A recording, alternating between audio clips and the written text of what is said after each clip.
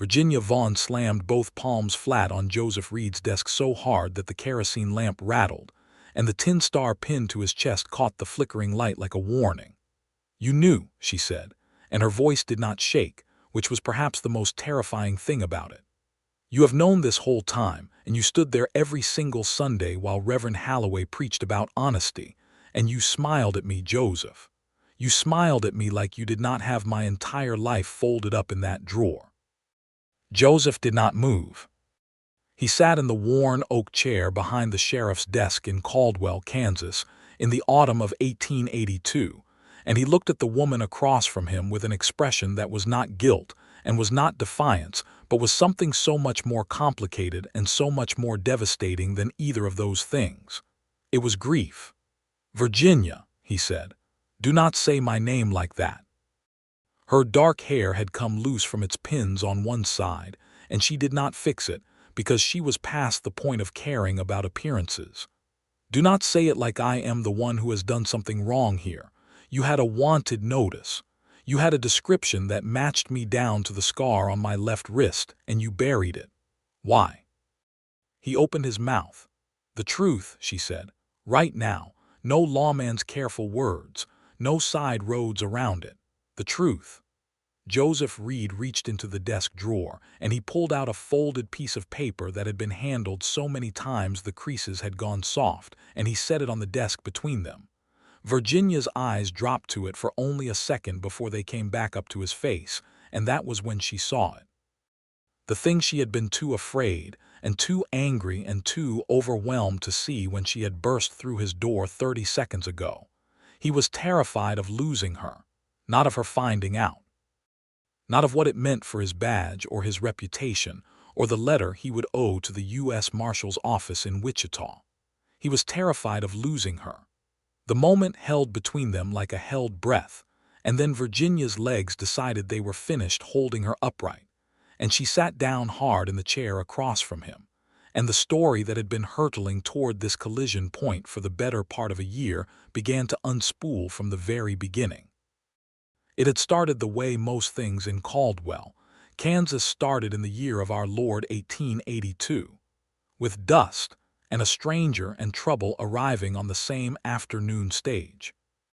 Virginia Vaughn had stepped off the Atchison, Topeka and Santa Fe line connector on a Wednesday in late October with a single leather traveling bag, a face that gave nothing away, and a name she had borrowed from a dead woman in Missouri. She was 26 years old. She had left St. Louis 6 weeks earlier with $32 and a secret so large and so dangerous that she had not slept a full night since April.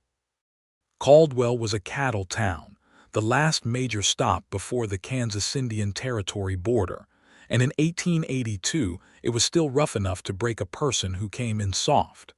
Virginia Vaughn was not soft. She had grown up in a farmhouse outside of Rolla, Missouri, in a family that worked hard and spoke plainly, and taught their daughters that intelligence was more valuable than prettiness, though Virginia had been given a healthy measure of both. She had gone to St. Louis at 19 to work as a seamstress, had risen to become the head of alterations at one of the finer dress shops on Olive Street by the time she was 22, and had spent the next 3 years building a life that she was quietly, privately proud of. And then the Garfield brothers had walked into her life, and everything she had built came apart like wet paper. She did not think about them on the stage. She had trained herself not to. Instead, she looked out the window at the flat Kansas grassland rolling by in shades of tan and pale gold under a hard autumn sky, and she thought about what she would do when she arrived. She needed work. She needed a room. She needed to become someone unremarkable as quickly as possible. The stage depot in Caldwell was a low wooden building on the Main Street, which was called simply Main Street with the straightforward practicality of a cattle town that had more important things to worry about than creative naming. Virginia stepped down onto the packed dirt street, and the first thing she noticed was the wind, which was constant and carried the smell of livestock and wood smoke, and something beneath it all that was almost like freedom. The second thing she noticed was the sheriff. He was standing outside the depot talking to the station agent, a tall, broad-shouldered man in his early 30s with dark brown hair that needed cutting, and a face that had been weathered just enough by sun and wind to look interesting rather than tired. He wore his badge the way some men wore their faith, with a kind of quiet authority that did not require advertisement. He was not handsome in the obvious, decorative way. He was handsome in the way that a well-made tool is handsome, everything in its proper proportion, everything built to do its job. He glanced at her the way a sheriff always glances at new arrivals. She felt that glance like a hand briefly pressed to the back of her neck. Professional assessment, nothing more. She picked up her bag and walked past him and did not look back. His name, she learned that first evening from the woman who ran the boarding house on Elm Street, was Joseph Reed. He had been the sheriff of Caldwell for 3 years. He was 32 years old. He was a widower. His wife, Clara, had died of typhoid fever 2 years ago, and he had not courted anyone since, which the boarding house proprietress, Mrs. Aldine Hoffmeyer, communicated with the particular mixture of admiration and tragedy reserved for good men who were suffering unnecessarily. Virginia listened to all of this while eating the best beef stew she had tasted since leaving Missouri, and she filed it away with the careful, disciplined mind that had always been her greatest survival tool, and she thought, "He is exactly the kind of man I cannot afford to be noticed by." She found work inside of 3 days. The dressmaker on 2nd Street, a widow named Mrs. Eunice Ferris, who was struggling with her eyesight and a backlog of orders that had piled up through the summer, took one look at Virginia's sample stitching and hired her on the spot. The work was good and steady. The pay was modest but sufficient. Virginia kept her head down, did her job with quiet excellence, and spent her evenings in her room at Mrs. Hoffmeyer's, reading by candlelight or writing letters she never sent to her sister back in Rolla. The secret she carried was this. 3 years ago in St. Louis, she had witnessed something that the men who ran a significant portion of the Missouri River trade did not want witnessed. She had been in the wrong alley at the wrong hour, coming back late from a fitting appointment in the warehouse district, and she had seen 2 men from the Garfield operation hold a meeting with a U.S. Customs official that ended with the official going into the river, and the 2 men walking away calm as Sunday morning. She had pressed herself into the shadows, and she had not breathed and they had not seen her. But they had found out eventually that someone had been there.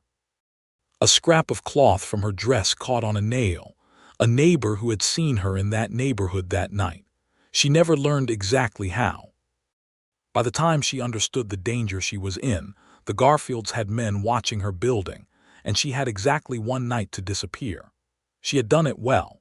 She had taken nothing sentimental, only what was practical. She had traveled west on the river first, then overland, then by rail in stages, changing her name in Kansas City. She had become Virginia Vaughn, a seamstress from Jefferson City who had no family to speak of and no history worth examining. What she did not know, could not have known, was that the Garfield organization had sent a wanted notice to every marshal and sheriff's office within 400 miles. The notice described a young woman with dark hair, dark eyes, a scar on her left inner wrist from a childhood accident with a fence wire, last known to be calling herself by a variety of surnames, wanted for questioning in connection with the theft of business documents belonging to the Garfield Commercial Shipping Company. The notice made no mention of murder. It was very carefully written to sound civil and bureaucratic, which was in itself a kind of threat, because it meant the Garfields had friends who knew how to use official language as a weapon.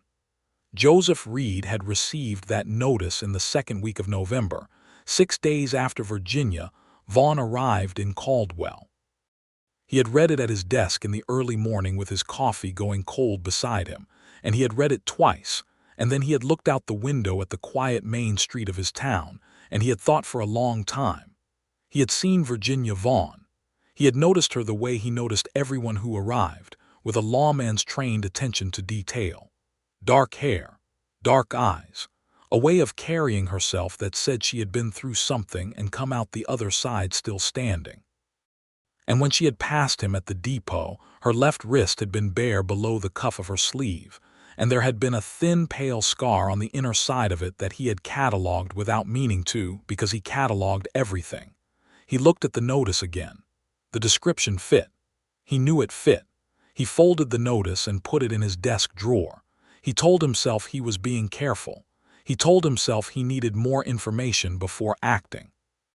He told himself that a wanted notice from a private commercial company, routed through informal channels rather than the marshal's office directly, deserved scrutiny before it was taken at face value. All of those things were true. But the fuller truth, the one he was not quite ready to examine directly, was that something in the brief glance he had exchanged with Virginia Vaughn at the depot had lodged itself under his skin like a splinter. And he was not the kind of man who acted rashly, and so he waited and he watched, and he told himself it was professional diligence. November turned to December, and the cold settled over the Kansas plains with a flat, windswept seriousness that made Caldwell hunker down and draw inward. The social life of the town, such as it was, contracted to the church, the general store, and the meeting hall where the Ladies' Aid Society held their gatherings, and occasionally admitted that men were also welcome if they brought something useful. Virginia went to church because it was what a woman in her position did, and because Mrs. Hoffmeyer attended, and it would have been noticed if her boarder did not. She sat 3 rows back on the right side, and she listened to Reverend Halloway's sermons with the attentive expression of a woman who was thinking about something else entirely, which she was, though she would not have told you what. Joseph Reed sat in the front row on the left, because he had always sat in the front row on the left, ever since he had come to Caldwell. He was a man of habits, and he saw no reason to apologize for that. He was aware of her behind him in the way that you are aware of something you have decided not to look at directly. A peripheral presence, a warmth in a room that you have not located but that you feel nonetheless. They did not speak to each other until December, when a situation arose that required them to, and it arose in the way that situations often arise in a cattle town in winter, which is to say through a chain of small, ordinary events that added up to something neither of them had planned. Mrs. Ferris's shop had taken in a large order from the new hotel that was going up on the east edge of town, and Virginia was working later than usual one evening, the last week of December, finishing curtain panels that needed to be done before the new year.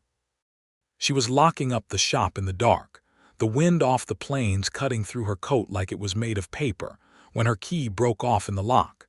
She stood there in the cold looking at the broken key and the locked door with the unreasonable anger of a person who has been holding everything together through sustained effort and finds that one small, stupid thing has used up the last of her reserves. "Need a hand," she turned. Joseph Reed was standing on the sidewalk behind her, not close, giving her room, his hands in his coat pockets and his hat pulled low against the wind. He had been doing his evening rounds. He did his evening rounds every night, the same route, the same time, with a reliability that the whole town counted on without thinking about it. "The key broke," she said. It was the first time she had spoken to him directly. "Let me see," he said. He was not the kind of man who took over without being asked. He waited for her to step aside before he looked at the lock, and then he produced from his coat a small pair of pliers that he carried for exactly this sort of thing, and in about 2 minutes he had extracted the broken piece and handed it to her and tested the lock with her spare key, which he had asked for and used and then handed back without any of the performance that some men would have made of the rescue. "Thank you," she said. "Cold night to be working late," he said, not prying, just noticing. "The hotel order won't complete itself," she said.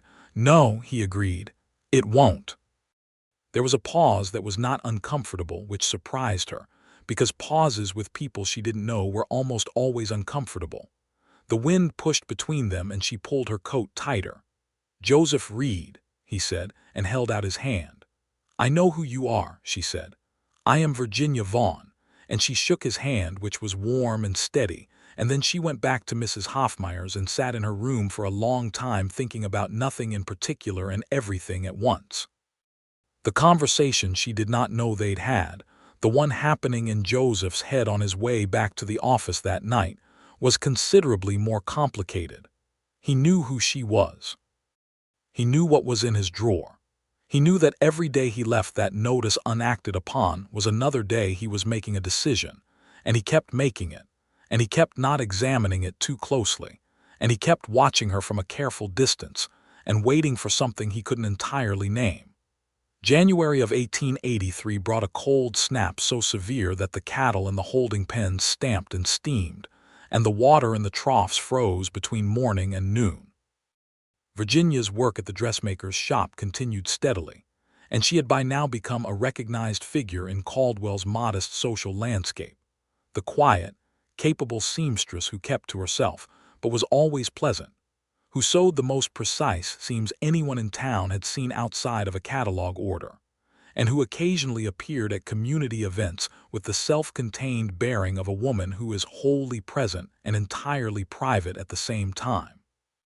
Joseph Reed found reasons to walk past the dress shop on 2nd Street. He was aware that he was doing it. He stopped pretending to himself that he wasn't, sometime in early February, when he noticed that the route he had been adjusting for 3 months had bent itself around that particular block with a consistency that he could no longer attribute to professional necessity. He was falling in love with her, and he knew it was a problem of several distinct kinds. The first problem was the obvious one, the notice in his drawer. If the Garfields were looking for her, and if she was the woman described, then she was in danger, and he was a man whose entire purpose was to protect people from danger, and he was not protecting her from this danger. He was concealing the existence of it from her, and from everyone else, which was not nothing. The second problem was that he did not know her story. He did not know what she had done or what had been done to her. He had made a judgment without evidence, which was the kind of thing that a good lawman did not do. He had looked at a wanted notice and looked at a woman and decided, without asking a single question, that the notice was wrong. Not wrong in its identification, but wrong in its framing. That whatever it said she had done, there was a different version of the story that the notice was not telling. He could have been completely wrong about all of that. He had been wrong before about people, about situations. But he did not think he was wrong about this. The third problem was the most personal and therefore the most difficult. He had not allowed himself to feel anything of this kind since Clara died, and the fact that he was feeling it now, and feeling it for a woman whose real history he did not know and whose real name he was not entirely certain of, was either the best thing that had happened to him in 2 years or the most foolish, and he could not determine which without more information. So he continued to watch, and he continued to wait, and in the first week of March, the situation changed. 2 men arrived in Caldwell on the Thursday stage. They were not cowboys, and they were not cattlemen, and they were not any variety of traveler that Joseph could fit into a familiar category. They were dressed in city clothes that had been adapted for the road, good wool and worn leather, and they had the particular quality of attention that Joseph associated with men who were paid to find people. He watched them check into the hotel, and he watched them eat dinner at the Longhorn restaurant, and he watched them speak quietly to each other in the way of men sharing a plan rather than a meal. And then he went back to his office, and he opened the desk drawer and he looked at the notice again, and he thought, "They are here for her." He thought about this for a long time. His deputy, a good-natured young man named Walter Crane, who had come up from Texas 2 years back and who asked very few questions that weren't his business, was doing the evening watch. Joseph had the office to himself. He sat at his desk in the lamplight and he worked through it the way he worked through everything, methodically, without panic, looking at each piece in turn. The men from the Garfield organization had found her. They would be asking questions tomorrow. Someone in town would tell them about the seamstress on 2nd Street who had arrived in October. It was a small town. Nobody disappeared in a small town once someone started asking the right questions. He could warn her. He could tell her they were here. But that would mean telling her about the notice, and that would mean telling her that he had known about the notice for 4 months, and he was not sure, in that moment of crisis and cold practicality, which of those revelations would be more dangerous. He could deal with the men himself, within the law, make it clear they were in his jurisdiction, and that he had his eye on them, and that anything they did here would be done under his scrutiny. That bought time, but it did not solve the problem. Or he could do the thing he had been most deeply reluctant to do, which was go to her and have the honest conversation that he should have had in December, and let the consequences fall where they would fall. He put on his hat and coat, and he went to Mrs. Hoffmeyer's boarding house. It was 9 o'clock in the evening, which was not entirely a respectable hour for a call, and Mrs. Hoffmeyer answered the door with the expression of a woman prepared to defend her boarder's honor if required. But she was also a woman who respected Joseph Reed, and when he explained quietly that he needed to speak with Miss Vaughn on a matter of some urgency, she studied his face, and then she let him in and went upstairs to knock on Virginia's door. Virginia came down in her house clothes, a dark blue wool dress without the formal structure of her work clothes and her hair down, and she stopped at the bottom of the stairs when she saw him standing in the front parlor with his hat in his hands, and something in her expression shifted, very briefly, toward fear. It was the fear that told him everything he needed to know. She was already afraid. She had been afraid the whole time. She was just very, very good at not showing it. "Miss Vaughn," he said, "I apologize for the hour. Something has come up that I believe you need to know about." He glanced at Mrs. Hoffmeyer, who was hovering in the hallway with the magnificent, transparent subtlety of a woman who intended to hear everything. "Is there somewhere we might speak privately?" They sat in Mrs. Hoffmeyer's parlor with the pocket door shut between them and the hallway, where they could both hear the landlady's footsteps stop at an irregular interval outside the door, and then resume when they remained silent, and Joseph told Virginia about the 2 men from the stage. He did not tell her about the notice. Not yet. He told her what he had observed, what his professional instincts said it meant, and he said, "I think you may know why they have come here." Virginia looked at him across Mrs. Hoffmeyer's mahogany table with the oil lamp between them, and the war going on inside her was visible to him, in the way it was only visible to people who had learned to read the small, controlled movements of someone who does not permit themselves to show emotion, the slight tightening at the corner of her mouth, the almost imperceptible breath. "They work for a man named Garfield," she said finally. "Emmett Garfield. He operates out of St. Louis." "What do they want with you?" "I saw something I was not supposed to see," she said. "A year and a half ago. I have been running from it ever since." She paused. "I have never told anyone." The weight of that last sentence landed in the room and stayed there. Joseph felt it the way he felt very few things. "I have never told anyone." A year and a half of carrying something alone, and he had known for 4 months that she was carrying it, and he had said nothing. And now he was sitting here telling her there were men at the hotel, and the notice was still in his drawer, and he had made the situation considerably more difficult than it needed to be by waiting, and he knew it. "You need to tell me what you saw," he said, "so I can help you." She looked at him for a long moment. The lamp between them made shadows of their faces. Outside, the March wind moved along the eaves of the house with a sound like a slow, deep breath. "Why should I trust you?" she said. It was not accusatory. It was genuinely asking. "Because I am the law here," he said. "And because—" he paused, and the pause was the kind that only happens when a careful man is about to say something that he cannot take back. "Because I am asking you to." She studied him. She was a woman who read people with precision, who had learned to assess threat and safety with the accuracy of someone whose survival had depended on it.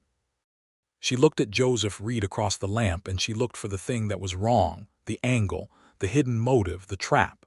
And she did not find it. What she found instead was a man who was keeping something from her. She could see that. There was a held quality to him, a careful stillness that was its own kind of tension, but the concealment did not feel like malice. It felt like someone managing a weight they had chosen to carry. She told him what she had seen in the alley by the river in St. Louis. All of it, the names of the men, the customs official, what they had done to him, how she had run. Joseph listened without interrupting, and when she finished, he was quiet for a moment, and then he said, "You are a witness to a federal crime." "Yes, which means you have more protection available to you than you may realize." She looked at him. "Garfield has people in every federal office between here and Washington." "Not everyone," he said. "Not the U.S. Marshal in Wichita. Judge Everett Holden is a man who cannot be bought. I know him personally. If we can get your testimony to him, through me, on official record, then the Garfield's instrument against you becomes leverage in the other direction. You make it sound simple. It is not simple," he said. "It is dangerous, and it will require you to trust me entirely, and it will bring things into the open that you have spent a year and a half keeping hidden. But it is the only way to make this actually stop, rather than just continuing to run." She was quiet. The lamp between them flickered once as the draft found a gap somewhere. "Those men," she said, "the ones at the hotel, how long before they find me?"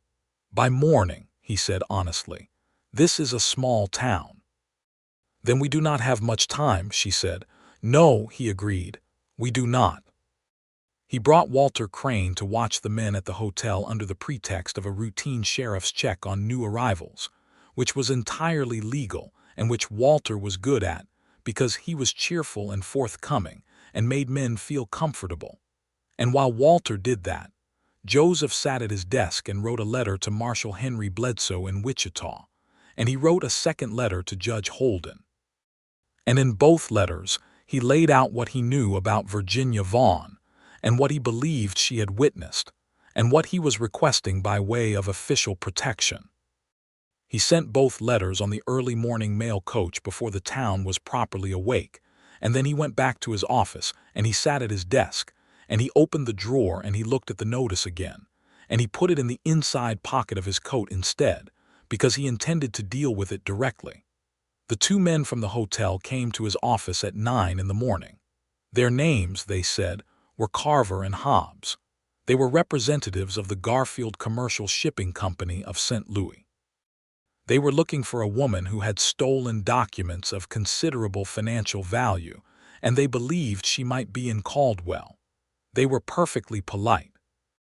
They had paperwork that was impressively official-looking from a distance, but that Joseph, who had spent 3 years reading legal documents and wanted notices and writs of various kinds, could see was not the product of any court he recognized. He listened to them with the attentive patience of a man who has all day. He asked them several questions about the documents and the dates and the specific nature of the stolen property that they could not answer with any precision. He requested that they leave copies of their paperwork with him for his review. He told them that if their inquiry was legitimate, he was happy to assist, but that he would need to verify their standing before he shared any information about his town's residents. He told them they were welcome to stay as long as they needed, and that his deputy would be available to assist them if they had questions. Then he stood up in the way that a large, quiet, certain man stands up, and they understood without anything further being said that they were dismissed. They went back to the hotel. Joseph watched them from the window. He knew he had bought hours, not days. They would try another approach, likely going directly to residents and businesses, and someone would tell them about Virginia, because people were not naturally secretive about their neighbors and had no reason to be. He went to the dress shop on 2nd Street and he knocked on the door at 9:30, and when Virginia opened it, she looked at his face and she said, "How long do we have?" "Until tonight, if we are careful," he said. "I need to talk to you about something else. Something I should have told you sooner."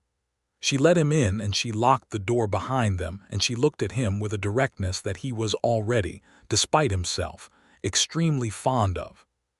He reached into his coat and he took out the folded notice and he put it on the work table between them, and he watched her look at it and then look at him. "When did you get that?" she said. "The 2nd week of November. The silence that followed was one of the longer ones he had sat inside of in his professional life, and he had sat inside some very long silences. "For months," she said. "Yes. You knew who I was." "I knew who the notice said you were," he said. "That is not the same thing." "Why?" she said, and her voice was very level, which he was learning meant she was more upset than if she had raised it. "Did you not tell me?" He held her gaze. "Because I did not trust the notice," he said, "and because by the time I trusted you enough to know I was right not to trust it, I had waited long enough that telling you had become complicated." "Complicated," she repeated. "I handled it badly," he said. "I know that. I am telling you now because the situation requires it, and because you deserve to know it before anything else happens, not after." She turned away from him and walked to the window that looked out on the empty morning street, and she stood there for a moment with her hands folded in front of her, and he waited, because he had learned that Virginia Vaughn thought before she spoke, and that interrupting that process was the wrong approach. When she turned back, her expression was not the one he expected. It was not rage, though there was some of that in it. It was something more complicated and harder to look at directly. She looked like a woman who had just had a very long wait slightly redistributed, rather than removed. "You hid it," she said. "You kept it in your drawer and you let me think I was just a seamstress nobody was watching." "Yes. That could have gotten me killed," she said, "if those men had come in January before you said anything." "Yes," he said, "that is true, and I have thought about that. I do not have a good justification for the risk I took with your safety, and I will not insult your intelligence by trying to construct one." She looked at him for a long time. "What do you have instead?" He thought about how to say it honestly and settled for simply, "I have the letters I sent to Wichita this morning, and I have myself, for whatever that is worth to you." She turned the notice over in her hands once. She set it down. She said, "Those men at the hotel, they are going to come looking for me today." "Yes. And your plan is to use my testimony as a shield." "My plan," he said, "is to make it so that the Garfields cannot afford to silence you because your testimony is already in the hands of people they cannot reach. That makes you more valuable alive than dead. That requires me to trust that your letters arrive and are believed." "It does," he said. "And in the meantime—" "In the meantime," he said, "you stay close to me." There was a quality to that statement that went somewhat beyond its legal intent, and they both heard it, and neither of them addressed it directly, because the morning was moving fast and there were more immediate concerns than the thing that was or was not happening between them. But it was there. It had been there since November, if he was being honest, and since the evening in December when she had been standing in the cold with a broken key, and it had been building with the steady, unhurried persistence of something that knows it is going somewhere. The day was tense and careful. Joseph told Walter Crane enough of the situation to make his deputy useful without burdening him with details that could complicate things. And Walter, who was excellent in tense and careful situations, took up a position that allowed him to monitor the movements of Carver and Hobbs without appearing to do so. Virginia went through the motions of her workday at Mrs. Ferris's shop, while Joseph made himself visible and present in a way that communicated, to anyone watching, that the seamstress on 2nd Street was a person who had the sheriff's attention. Carver and Hobbs did exactly what he expected. They went to the general store, they went to the Long Horn, they went to the barber. They asked questions and they got answers because that was simply how small towns worked and there was no preventing it. By mid-afternoon they knew who Virginia was and where she worked. At 4 o'clock they came to the dress shop. Joseph was already there. He was sitting in the chair near the window with a copy of the Caldwell Post folded in his lap when the two men came through the door, and he did not stand up, which was its own kind of statement. "Afternoon," he said. Carver, the taller of the two, took in the badge and the set of Joseph's shoulders and did his own quiet calculation. "Sheriff, we were hoping to speak with the woman who works here." "Miss Vaughn is occupied," Joseph said, "and I expect she will continue to be occupied. Anything you need to say to her you can say to me. Our business is with her directly." Your business, Joseph said, is in my town. That makes it my business first. The tension in the small shop was the kind that does not require raised voices. Mrs. Ferris had taken herself into the back room with great efficiency when she heard the door, and Virginia was standing near the work table with her hands at her sides and her chin level, and Joseph remained in the chair looking at the two men with the infinite patience of someone who has absolutely nothing to prove. Hobbs said, "We have authorization to return her to St. Louis for questioning." "Show me your federal warrant," Joseph said. A pause. "It is a civil matter." "Then show me your civil court order from a Kansas jurisdiction." Another pause, longer this time. "We have documents from Missouri." "Missouri documents," Joseph said, "do not operate in Kansas. If you have a legal claim, you can file it with the county court in Wellington. Judge Maccabee holds session on the second Tuesday of every month. In the meantime, Miss Vaughn remains here, in my jurisdiction, under my protection, and the two of you are welcome to conduct yourself like citizens or like men who have decided to create a problem for themselves in a town where the sheriff does not have a great deal of patience for men who create problems. I will leave the choice to you." He said all of it without any particular heat, which was more frightening than heat would have been, and Carver and Hobbs looked at each other with the look of men recalculating. They left. Joseph let out a breath that he had been holding since they came in, and across the shop Virginia looked at him with an expression that was the first truly unguarded thing he had seen on her face since November. "That was," she said, and stopped. "Temporary," he said honestly. "They will send word to Garfield and wait for instructions. We have a few days, maybe a week." "Your letters," she said, "should reach Wichita in 2 days. The response will take longer." She nodded. She picked up the piece of fabric she had been working on before the interruption, and she smoothed it between her hands in a gesture that he understood was not about the fabric at all. "Joseph," she said. It was the first time she had used his given name, and it moved through him like a struck note. "Yes, thank you." He put his hat on and he went back out into the street, and the afternoon sky over Caldwell was the particular pale blue of early spring in Kansas, wide and clean and going on forever, and he thought that this was a feeling he had not expected to have again and had apparently not been able to prevent. The days that followed were their own particular kind of intimacy. The proximity that the situation required created a framework within which other things could move. Joseph checked on Virginia at the shop in the morning and in the evening. He walked her to and from Mrs. Hoffmeyer's.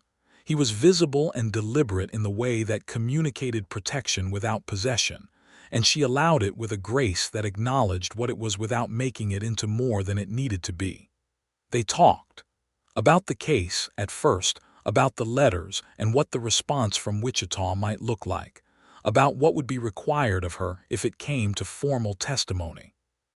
But conversations that begin in necessity have a way of finding their own level, and within a few days they were also talking about other things. About Caldwell and what it was like to sheriff a cattle town in the years since the drives had begun to slow. About Missouri and what she remembered of it. About his wife, Clara, whom he mentioned once with a simple directness that told her the grief was real and settled. Not raw, not unfinished, but genuine. About what she had been before St. Louis. About the farm outside Rolla and her sister, and what it had been like to be the kind of girl who wanted to go somewhere and do something, and found that the world had a certain number of doors that opened for that kind of girl, and a certain larger number that did not. He listened to her with complete attention. Not the performance of attention, not the nodding and appropriate expression of a man waiting for his turn to speak, but the real thing, the kind where you feel that the person across from you has made your words important simply by receiving them. She began, cautiously and then less cautiously, to believe that she had found someone she could actually trust. The response from Wichita came 9 days after Joseph sent the letters, and it came in the form of 2 riders, not a letter. A deputy U.S. Marshal named Briggs and a junior associate of Judge Holden's named Trent, both of them carrying legitimate federal identification, and a letter from the judge himself authorizing them to receive Virginia's testimony on the record. Joseph brought them to his office, and Virginia sat across the table from them for 2 hours, and she told them everything she had told Joseph, in detail, with dates and names, and a description of the men she had seen that was as precise as anything she had constructed in the year and a half since she had been carrying it. She spoke clearly and without hedging. When Briggs asked her if she understood the risk she was taking by making this official, she said yes. When he asked her if she was making the statement voluntarily, she said yes. Joseph sat at his desk during all of this, not participating, giving her the space to do it herself because it was hers to do. When it was finished, Marshal Briggs said that the testimony would be submitted as part of a federal inquiry that, he could tell them between these walls, was already underway into the Garfield organization, and that the existence of Virginia's formal statement would be communicated through official channels to the Garfield's legal representative, which would have the effect Joseph had intended, making her removal or silencing a federal offense with active oversight behind it. "This does not mean you are entirely safe," Briggs said to Virginia directly. "Men like Garfield do not always respect the official channels." "I know that," she said, "but it means that anything that happens to you now happens under a federal microscope," he said, "which changes the calculation considerably." After they left, Virginia sat in Joseph's office alone with him for the first time since the night at Mrs. Hoffmeyer's, and the difference between that night and this one was the difference between two people in a crisis and two people who have come through something together and are standing on the other side of it, slightly breathless, looking at each other in a different kind of light. "It is done," she said. "The dangerous part is done," he agreed. "There will be more legal proceedings, possibly a deposition in Wichita, but the worst of it, the hiding, that is over." She looked at him steadily. "Is it strange," she said, "that I am not sure what to do with that?" "No," he said. "You have been running for a year and a half. Stopping takes some adjustment." Outside the office window the March afternoon was warming toward the first real suggestion of spring, and in the street 2 boys were chasing a dog with the uncomplicated joy of creatures who had no idea that anything complicated had just happened in the sheriff's office. The ordinary world going on with its ordinary self. "I owe you something," Virginia said. "You do not owe me anything," he said immediately. "I do," she said. "Not as payment. I mean I owe you honesty. You told me the truth about the notice, even when it was difficult. I want to tell you something in return." He waited. "When you walked me home last Tuesday," she said, "and we stood on Mrs. Hoffmeyer's porch and you said good night, I thought about it for a long time afterward. What it would be like to not have to go inside alone." She paused. "I am telling you that because I think you should know it, and because I have spent a year and a half being too afraid to say true things, and I find I would like to stop doing that." Joseph looked at her for a moment, and then he said, with the careful honesty of a man who is very aware of what he is doing, "I thought about the same thing." The spring came to Caldwell the way it always came to the Kansas plains, reluctantly at first and then with sudden conviction. And Virginia Vaughn and Joseph Reed moved through it the way people move through a significant change in their lives when they have both been through enough to do it without rushing, which is slowly, and with a certain deliberate pleasure in each individual moment. He took her to dinner at the hotel restaurant on a Thursday evening in April, not the Longhorn but the better hotel that had been finished by now, the one whose curtain panels Virginia had sewn, and they sat at a table by the window and they ate roasted chicken and potatoes and drank coffee, and they talked the way people talk when they have already established the important things and have moved on to the luxurious territory of simply getting to know each other. She learned that he had grown up in Ohio, the second of 4 brothers, that he had come west at 22 with the particular aimlessness of a young man who was good at several things, but had not yet found the thing he was best at, and that he had found it unexpectedly in the practice of law enforcement, which suited him the way a right-fitted coat suits a person naturally, without requiring adjustment. That he had met Clara in Wichita and married her the year before he took the sheriff's job in Caldwell, and that the year between their marriage and her illness had been, he said simply, the happiest year of his life up to that point. He said up to that point, and looked at her across the table, and she felt it land the way something true lands, squarely and without room for misinterpretation. She told him more about Rolla, about her father, who had been a quietly brilliant man who read every book he could lay hands on, and believed that his daughters deserved the same education as his sons would have had if he'd had sons. About her mother, who had died when Virginia was 15, and about what that had done to the family and how she had learned in the years that followed to be very self-sufficient, very composed, and to keep her internal life considerably more private than other people seemed to keep theirs, because that was what had allowed her to keep functioning during a period when functioning required effort. Joseph listened to all of it and he said, "That explains the way you carry yourself." "What way is that?" she asked. "Like someone who learned very young that showing all of it was a luxury," he said, "and then found out later that it was actually a difficulty." She looked at him across the hotel table for a long moment. "Yes," she said, "exactly like that." Carver and Hobbs left Caldwell in the first week of April, after a terse exchange with Joseph in which he informed them, very precisely, of Virginia's federal witness status and the consequences of any interference with her, and they departed on the westbound stage with the compressed expressions of men who had failed at something and knew it. The word came back through Walter Crane's network of cattle trail contacts that the Garfield organization had received official notice from the federal inquiry and had engaged a team of lawyers who were, apparently, considerably more alarmed by Virginia's testimony than they had anticipated, because she had remembered details they had not expected a witness to remember, and those details corresponded with other evidence the inquiry had been building for 2 years. Virginia heard this news on a Tuesday morning in late April, while she was standing at the work table in Mrs.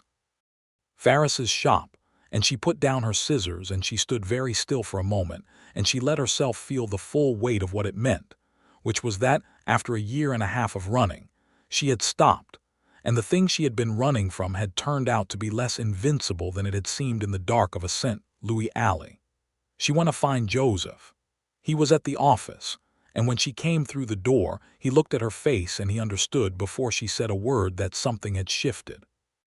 "Tell me," he said. She told him, and then she said, "I think it is actually going to be all right." He stood up from the desk and he walked around it, and he stood in front of her and he said, "It is going to be all right." And then, because the moment demanded it, and because both of them had been patient enough for considerably longer than patience strictly required, he reached out and took her hand, and she let him, and they stood in the middle of the sheriff's office in Caldwell, Kansas on a Tuesday afternoon in April of 1883, holding hands like two people who had arrived, finally, somewhere they had been walking toward for a long time. The months that followed were the kind that seem small while you are living them and enormous when you look back. They courted with the slightly formal, slightly careful attention of two people who have both had reason to be careful, but beneath the formality, there was a warmth that everyone in Caldwell could see, even if Virginia and Joseph were the last to fully articulate it to each other. They took Sunday walks. They attended the same church, and sometimes they sat in the same pew, which caused a very satisfying amount of delighted commentary among the Ladies' Aid Society. Joseph brought her books, because he had noticed that she read everything she could get her hands on, and that the selection at Mrs. Hoffmeyer's was limited. She brought him coffee at the office on the mornings when she passed by, which she contrived to do rather more often than her route strictly required. He kissed her for the first time on the porch of Mrs. Hoffmeyer's boarding house at the end of May, on a warm evening when the air smelled of dust and new grass, and it was exactly as careful and as certain as everything else he did, and she kissed him back with a directness that made him laugh quietly against her cheek, because it was so entirely her. In June, the federal inquiry sent official word that Emmett Garfield himself had been indicted, along with 4 members of his organization, on charges including conspiracy to commit murder and obstruction of federal commerce.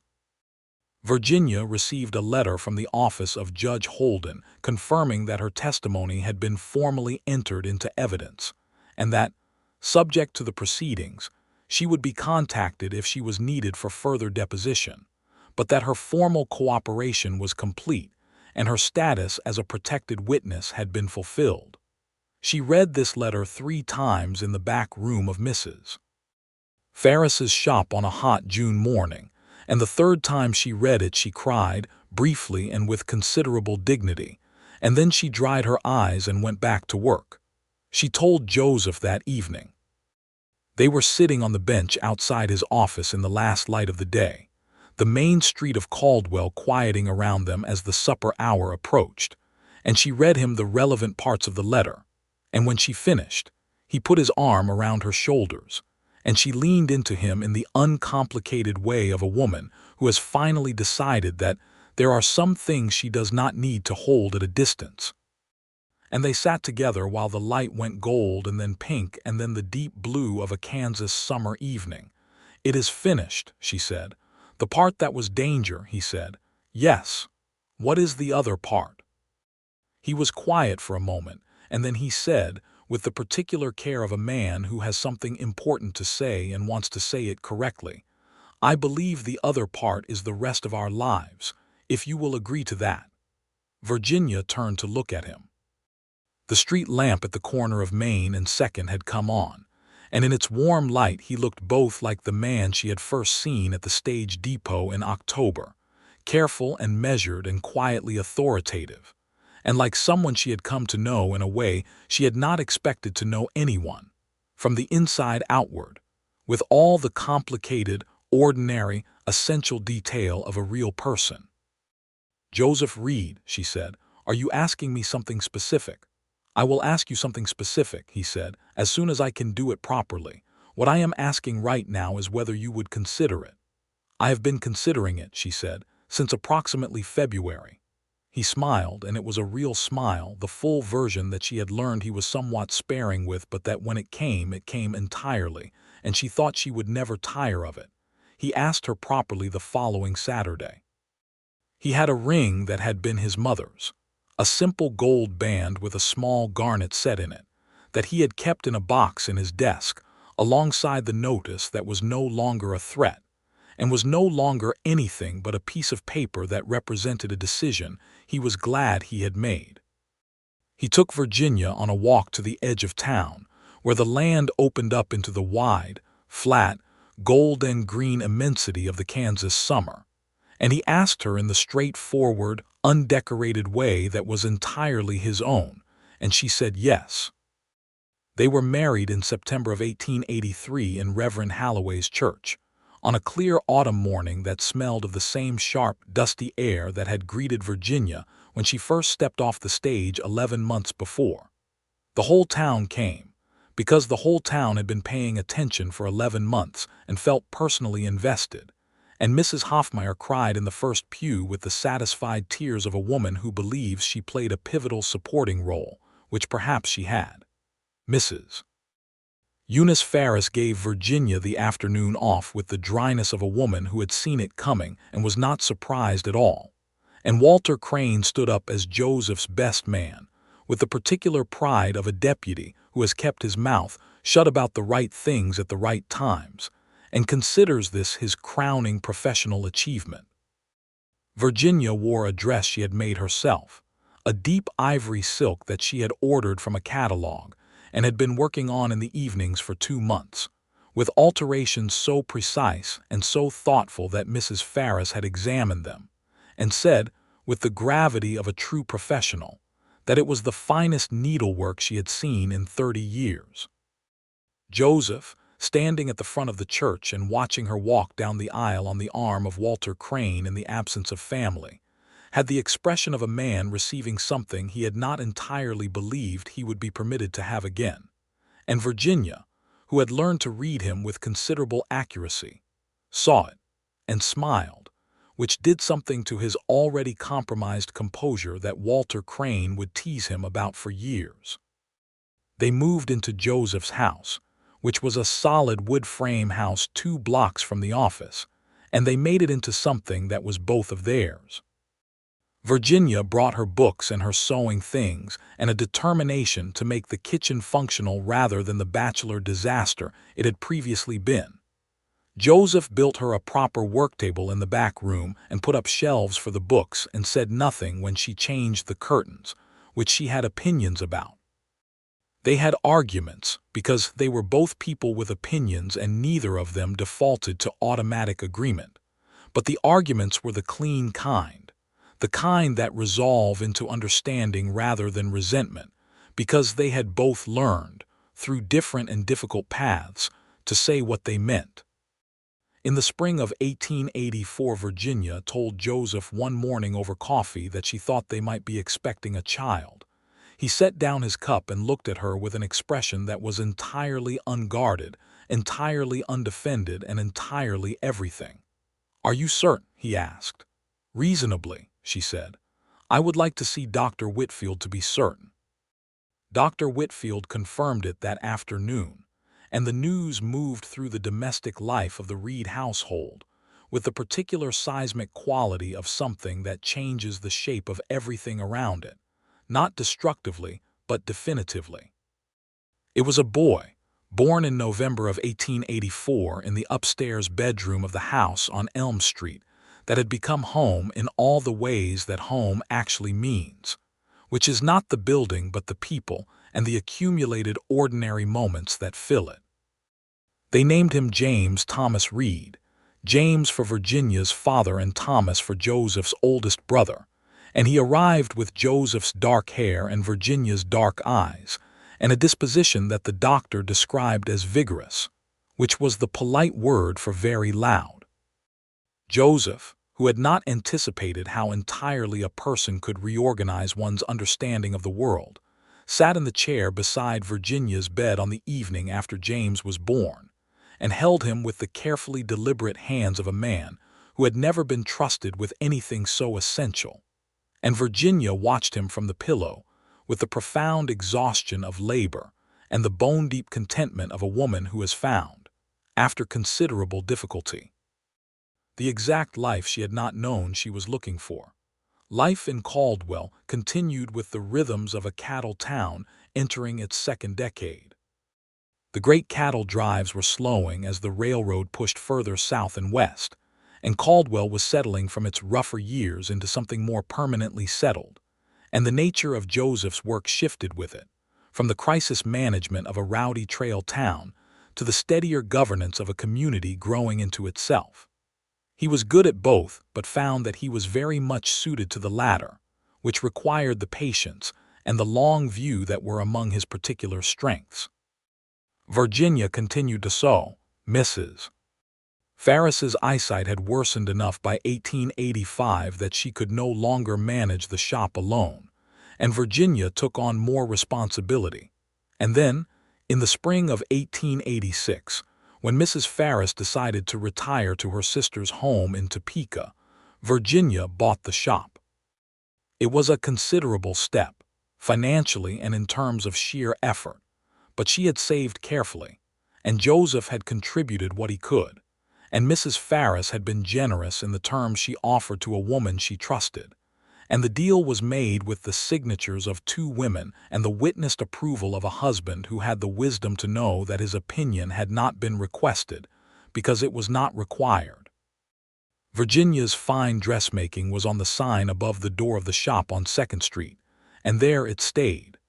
James learned to walk in the summer of 1885 and spent the better part of his second year investigating every corner of the house, the yard, and the neighborhood with the particular scientific thoroughness of a small person who finds the world endlessly interesting, which delighted both of his parents in equal measure. Joseph took him to the office sometimes on quiet afternoons, and James sat on the floor with a piece of rope learning to make knots with the concentration of an engineer, and Walter Crane declared him the most useful unofficial deputy the department had ever had. In the fall of 1886, Virginia told Joseph they were expecting a second child. "Is it all right?" she asked, Not because she was uncertain of his answer, but because she always asked, because checking in was something they had built into the way they talked to each other from the beginning. "It is considerably better than all right," he said, and pulled her in by the waist in the kitchen where James was investigating the lower cabinet with the focused intensity of a small explorer. The second child was a girl, born in April of 1887, and they named her Clara June. Clara for the woman Joseph had loved and lost, and who deserved to be remembered with love rather than grief. And June for the month Virginia had received the letter from Judge Holden's office and stood in the back room of the dress shop, and understood that she was safe. It was a name with history in it, and they both felt that history was worth acknowledging rather than erasing. Clara was quieter than James from the first, a watchful, perceptive baby who seemed to be taking careful inventory of everything around her, which Virginia recognized with a private amusement that Joseph was not slow to notice. "She is looking at you the way you look at everything," he told her one evening. "Good," Virginia said. "It will serve her well." The federal proceedings against Emmett Garfield concluded in 1887 with a conviction on multiple charges and a sentence that effectively ended his organization's operation. Virginia received official notification from Judge Holden's office in March of that year, and she read the letter at the kitchen table on a Sunday morning, with Joseph sitting across from her reading the Caldwell Post and James eating porridge with aggressive enthusiasm, and Clara on the quilt on the floor making sounds of considerable authority. She set the letter down. Joseph looked up. "It is over," she said, "completely over." He reached across the table and took her hand, and she looked at him over their Sunday morning and their children, and the house they had built together out of trust and honesty and a great deal of patience. And she thought about the woman who had stepped off a stage in October 1882 with $32 and a borrowed name, and a secret so large she could barely breathe around it. And she thought about how entirely different everything was now, not because the danger was gone, though it was, but because she had found something she had not been looking for and had not believed was available to her, which was a person who had looked at her most dangerous truth and decided, quietly and without advertisement, that she was worth protecting. "Joseph," she said. "Virginia," he said, which was how he said her name when he was being entirely serious and entirely present, which he was very often. "You knew," she said, not accusingly, with the full retrospective weight of understanding everything that sentence contained.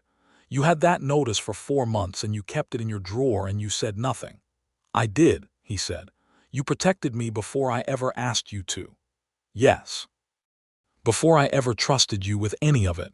Before that," he agreed. He was looking at her with the steady, certain attention that she had fallen in love with and continued, years later, to find entirely reliable. She turned her coffee cup in her hands once. "I want you to know," she said, "that I understand now what that cost you, what it risked. Your badge, your standing, the trust of the marshal's office. You risked all of that." "I did," he said. "Why?" she said, "when you barely knew me." He was quiet for a moment, the way he was quiet when something mattered enough to say carefully. James had finished his porridge and was now attempting to share it with the floor. Clara was watching the window with the absorbed attention of a child who finds the world deeply interesting and intends to understand it fully. The Sunday morning light came through the kitchen windows in broad, warm planks and lay across the table between them.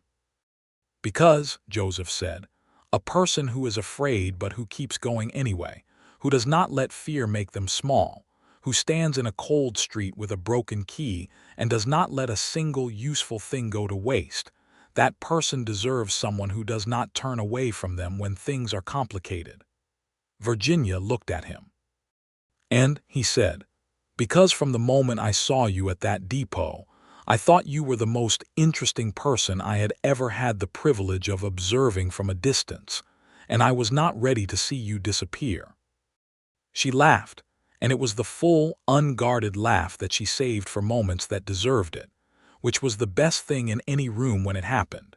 And Joseph smiled the complete smile. And James startled by the sudden joy in the room, looked up from his destruction of the morning and grinned at both of them with the absolute confidence of a small person who has never had any reason to doubt that the room he is in is safe. They went to church that Sunday, and Virginia sat beside Joseph in the front left pew, where he had always sat, and she was glad.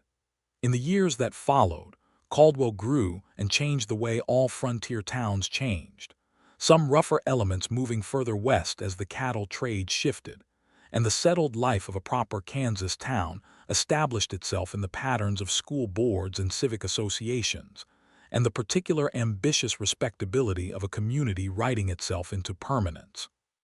Joseph served as sheriff until 1891, when he declined to stand for another term, not because he was tired of the work but because there was other work to do. He had been asked to serve on the county commission, and that was where Caldwell needed him next, in the slow, patient building of legal and civic infrastructure that would outlast any individual holding any badge. He took it seriously. He was good at it. And the years on the commission gave him something that the years with the badge, for all their value, had not quite allowed, which was the freedom to be fully present at home.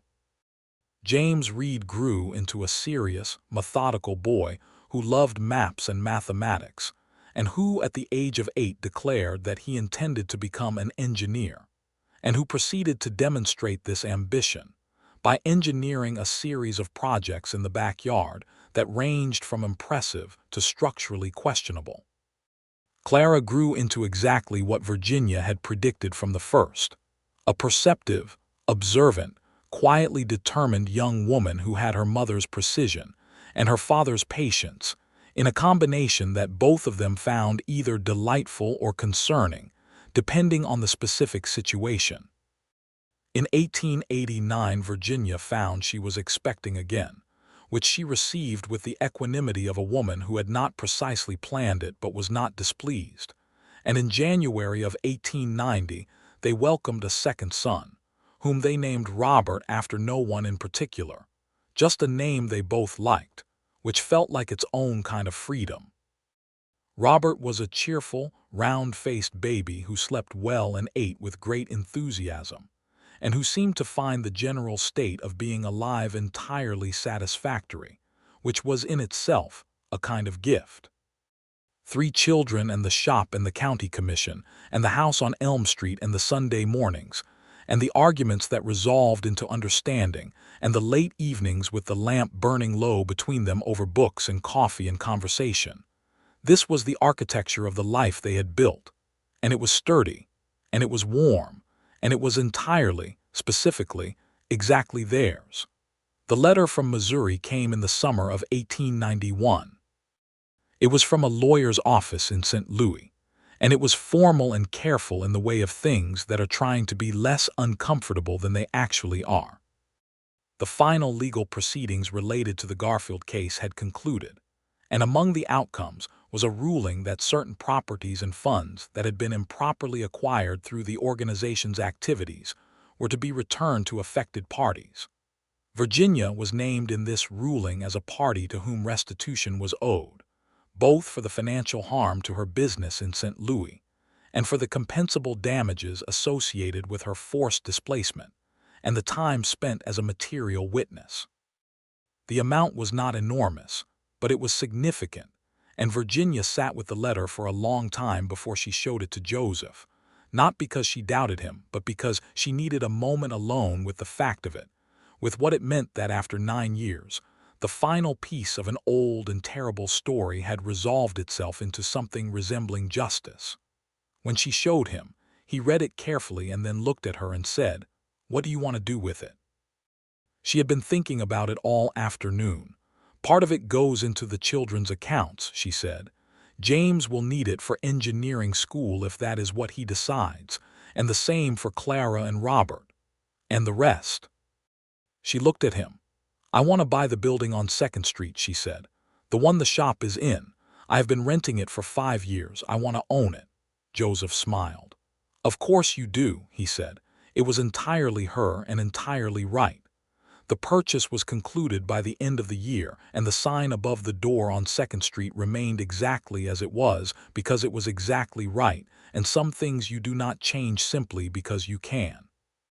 The winter of 1891 was mild by Kansas standards, and on a December evening Virginia and Joseph sat in the front parlor of their house after the children were asleep, the fire low and warm, and she was reading and he was writing a letter for the commission, and the house was quiet with the particular full quiet of a house that is full of life that is, at this moment, at rest.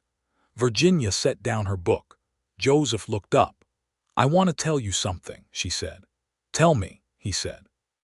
"I have been thinking about the story," she said. "The whole of it, October 1882, the stage depot, the notice in your drawer, all of it straight through to here." "What about it?" "I was afraid of you," she said. "For a long time. Not afraid that you would hurt me, but afraid of trusting you, of what it would cost to trust someone again after everything. And you knew something about me that I had not given you, and you kept it for me instead of using it, and you did not ever ask for anything in return." "I asked you to let me help you," he said. "That is not the same thing as asking for something in return." He put down his pen. "What I want to tell you," she said, "is that the trust was harder to give than anything else. Harder than the testimony, harder than facing those men, and you never pushed for it. You just kept being someone who deserved it until I could see that clearly enough to act on it." The fire moved in the grate. Outside, the December wind was the distant, abstract kind, the kind that is happening to the world generally and not specifically to you when you are inside a warm room. "Virginia," he said. "You kept my secret," she said, "before I ever trusted you with it, before I knew you well enough to know whether you could be trusted. You made a decision about my story when you did not even know what my story was, and the decision you made was to protect me." She looked at him across the parlor, across 9 years and 3 children and the shop and the commission and the Sunday mornings and every ordinary and extraordinary moment of the life they had made, and she said, "I want you to know that I know that I have always known it, that it is the foundation of everything." Joseph was quiet for a moment, and then he said, with the complete and unperformed honesty that was the bedrock of who he was, "You are the bravest person I have ever known. Not because of what you survived, though that is considerable, because of what you chose to do with it. You could have kept running. You stopped. You stayed. You built something." "We built something," she said. "We," he agreed. She picked her book back up. He picked his pen back up. The fire settled into itself with a small, satisfied sound. The house breathed around them, full of sleeping children and the evidence of a life actively lived. The books on the shelves and the sewing things in the back room and James's collection of maps, pinned to the wall of his bedroom and Clara's drawings, and Robert's entirely haphazard arrangement of toys that Virginia had given up fighting against because some battles were not worth fighting. They sat together in the warm, quiet, ordinary evening, and the story that had started on a stage platform in the autumn of 1882, with a woman carrying a secret too large for one person, and a man who had looked at her and decided, without knowing why and without needing to know why, that her story was worth protecting. That story was not finished, because stories like that do not finish. They simply keep going in the direction of the people who are living them. And the direction of this one was warm and solid and true, lit from within by the particular light of people who have earned each other completely. In the spring of 1892, Virginia planted a garden in the side yard of the house on Elm Street, the first garden she had planted since Rolla, because she had been in one place long enough to believe in next spring, and Joseph built her a proper fence around it, with posts sunk deep and boards straight and true, because a good fence was worth doing correctly, and he was a man who built things to last. James came home from school one afternoon and found his mother in the garden and his father at the fence, and said, with the blunt assessment of an 11-year-old, that it looked like the straightest fence in Caldwell. And Joseph said that was the idea, and James considered this and said he supposed that made sense and went inside to work on his maps, and Virginia laughed in the garden. and the sound of it moved through the warm spring air and settled over the fence and the house and the quiet street and the whole small, solid, irreplaceable world they had made together. This was not the end. There was no end, not of the kind that stops. There was only the continuing, the good long continuing, the seasons turning over the Kansas plains, the children growing, the shop on 2nd Street with Virginia's name above the door, the office where Joseph still showed up 2 days a week as a county commissioner with the quiet, unshakable authority of a man who has been doing right by his community for 20 years, the pew on the left side of Reverend Halloway's church on Sunday mornings, the evenings in the front parlor, the coffee at the kitchen table on Sunday mornings with the paper and the children's noise, and the particular, inimitable texture of two people who know each other completely and have decided, every day for 9 years, and counting, that this is the person they choose. Virginia Vaughn, who had arrived in Caldwell with a borrowed name and a hidden past, and the careful, self-sufficient solitude of a woman who has learned not to depend on anyone, had become Virginia Reed, who owned a building and a business and a house and a garden and whose name, her real name, was the safest thing she had ever possessed. And Joseph Reed, who had been a careful man with a lawman's trained detachment, who had kept the notice in his drawer and made a silent, private, unrequested decision on behalf of a stranger's story, who had waited and watched and helped and slowly, irreversibly fallen in love with the most interesting and self-possessed and quietly brave person he had encountered, was exactly where he had been heading since that first Wednesday afternoon in October when a woman with dark hair and steady eyes had stepped off the afternoon stage and walked past him without looking back. He had looked back. That had been, it turned out, everything.